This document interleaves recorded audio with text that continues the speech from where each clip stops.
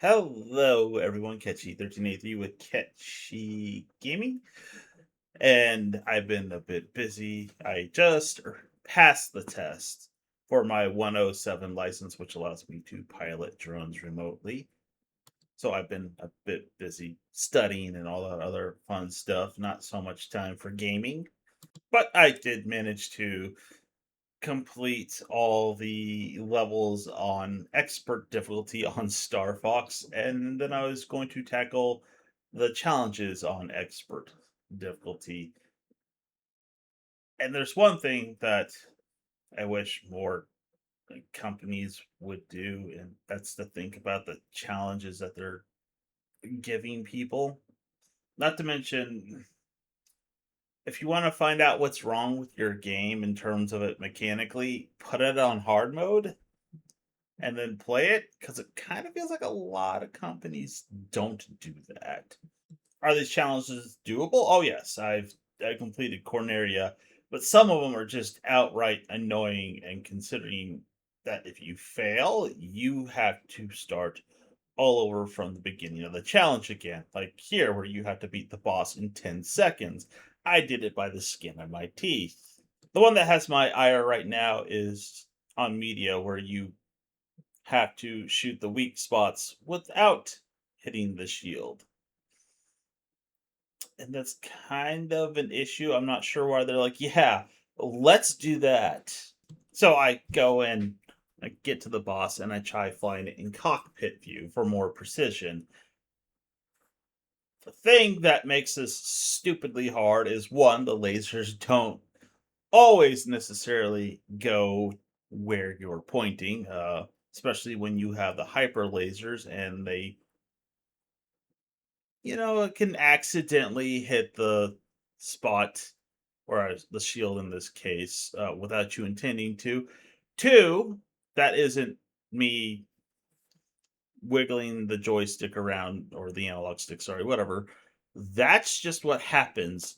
You sort of drift constantly, and they want you to be exceptionally precise. So I'm kind of thinking the guy who made that challenge is a bit of an asshole.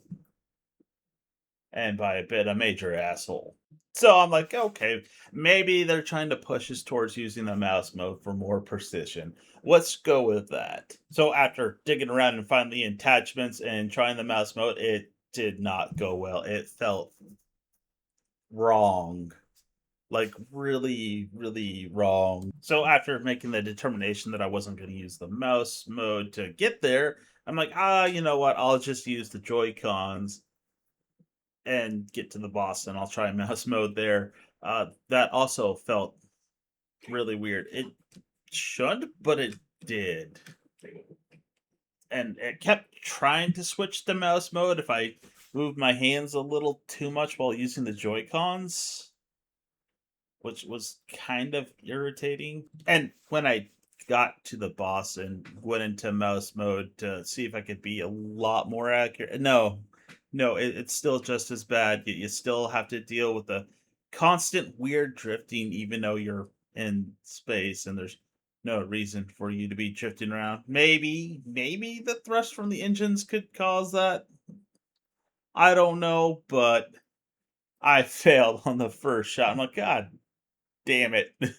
So yeah, it's just absolutely frustrating that that's the challenge they went with when your ship just constantly rocks up and down and all around, and the lasers just absolutely will shoot not where the reticle is pointing, especially if you have two lasers. There's one more trick up my sleeve, and that's probably just to bring a single laser, not get any of the upgrades for it, and try it that way to see if it can be a little bit more precise.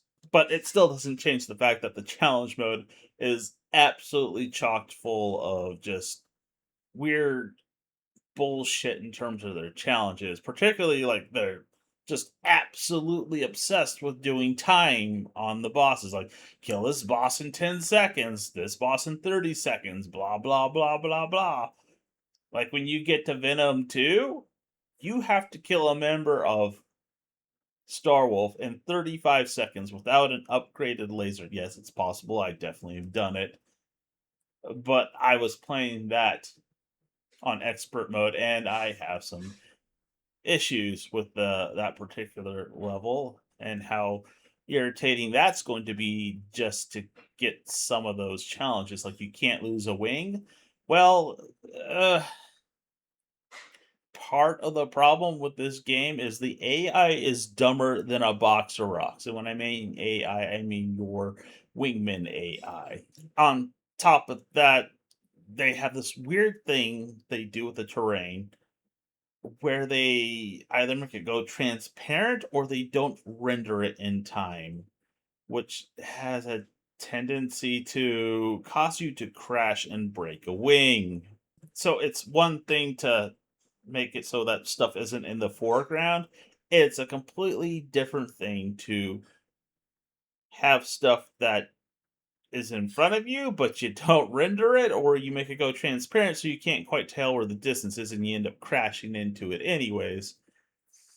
Or, like you saw here, your wingmen have a tendency to be one of the biggest issues of losing wings in the game. Oh my god, I can't even tell you how many times I had to do that part over just so I wouldn't lose a wing because I'm like, I'm not losing a wing. And your wingmen do not care. They'll come up behind you, they'll come from the side, and they will just slam into you, taking off a wing. I mean, they're worse than Star Wars. The enemies I can get ramming into me. No, no, no. My wingman will just absolutely slam into you. I know the AI is more or less that of the Nintendo 64, and maybe, just maybe, because they didn't exactly recreate everything one to one, but maybe they should have made some improvements to the AI other than just making the game really shiny and pretty. Just maybe. Now let's talk about your wingman here, which I already touched on a little bit. But when I was fighting Wolf on Venom 2, which I don't have any footage for, unfortunately, on expert difficulty, your wingmen are pretty much useless up to a certain point. If you down a enemy's, I don't know, shields to 50%, the rolls reverse, and then they'll shoot down whatever foe is coming after them. But until that point, most of the time they're just doing nothing to mitigate being damaged, no maneuvers or anything like that. I mean, it's you shoot in the direction of Star Wolf's team, and they will absolutely just do a split S or they'll do a loop to keep from getting hit. Your team does absolutely nothing to mitigate damage. And that sometimes, like, the amount of time it takes for them to just go down is extremely short. Like, I'm 30 seconds into the fight. I'm still chasing down Wolf because he's the one chasing you, which makes it easier to go after the other members of his team. And Slippy or Peppy, usually Slippy, goes down 30 seconds into the fight. Couldn't even give me that long enough to fight off Wolf so I could help him out. And that's with them colliding with you as well. Yes, it's based off of a Nintendo 64 game where they didn't exactly have the most complicated hardware to work with in terms of making the AI competent, but maybe they probably should have actually spent some time making some changes to the AI or some aspects of the gameplay, not just do a visual recreation of the game. And I guess I should circle back to the fancy meshes and textures that they added to the game. Yes, they're nice. They're very pretty. I'm actually pretty happy with the animation overall. But one thing I noticed with this game in particular is that a lot of the meshes and textures don't quite match. Like, I will just pass an object, my wings will be absolutely clear of whatever thing I'm trying to fly by, and then suddenly the wing will just break off and the ship will just be shoved off in some weird direction, contrary to what direction I was going.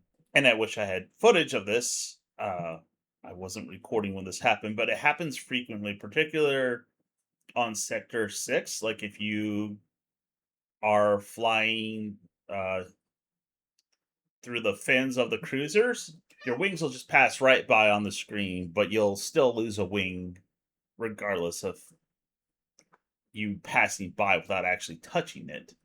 And I guess the last thing I want to touch on is I played the multiplayer with some bots. I wasn't really gonna touch this, but I saw that there are bots and I went, okay, fine, let's try it out to see what it's like. And it has some things you can do, like you can change the difficulty of the bots, you can choose what team you want to play on and what character, but it's actually very limited in that regards.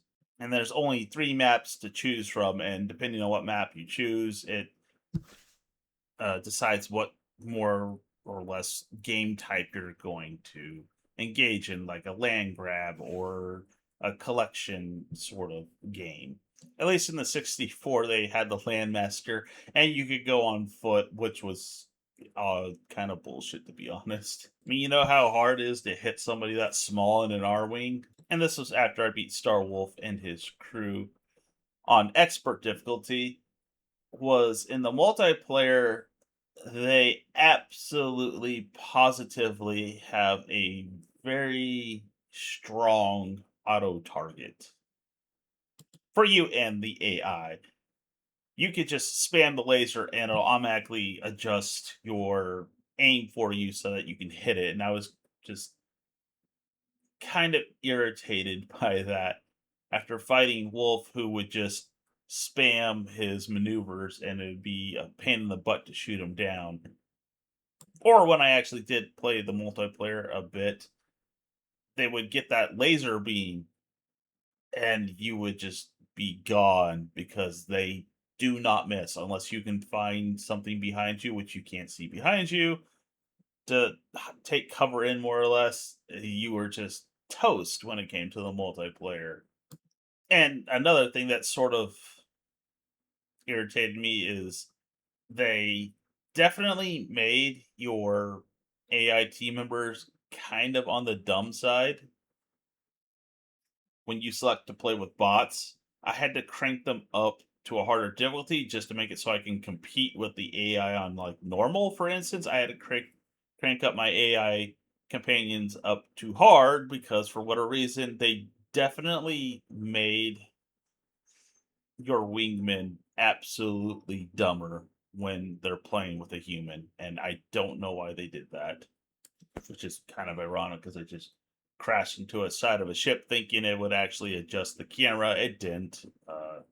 But yes, the multiplayer is exceptionally limited with only more or less 3 game types, and a lot of the mechanics are shared between all 3 game types. Like you get to shoot down these little fighters, you shoot down the other team members, and sprinkled in there, you might get the main objective of the map, like capturing an area, gathering bits of a meteor that broke apart on the ground and that you have to shoot.